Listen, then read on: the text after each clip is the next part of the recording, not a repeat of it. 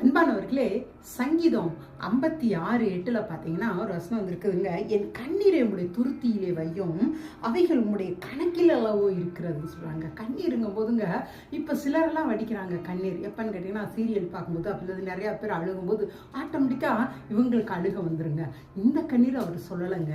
அவமானத்தின் நிமித்தம், சிலரை பிரிந்தது நிமித்தம் அல்லது தோல்வி நிமித்தம் இருதயம் நொறுக்கப்பட்டு நம்முடைய இருதயத்திலிருந்து வருது பார்த்தீங்களா, அந்த கண்ணீரை தாங்க அவர் சொல்றாரு.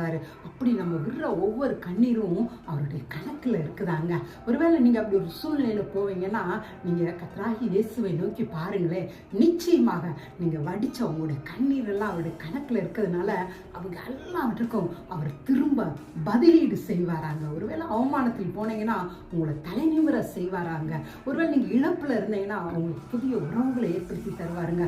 தோல்வியில போயிருந்தீங்கன்னா வெற்றியை தருவாருங்க. இப்பேற்பட்ட ஒரு நல்ல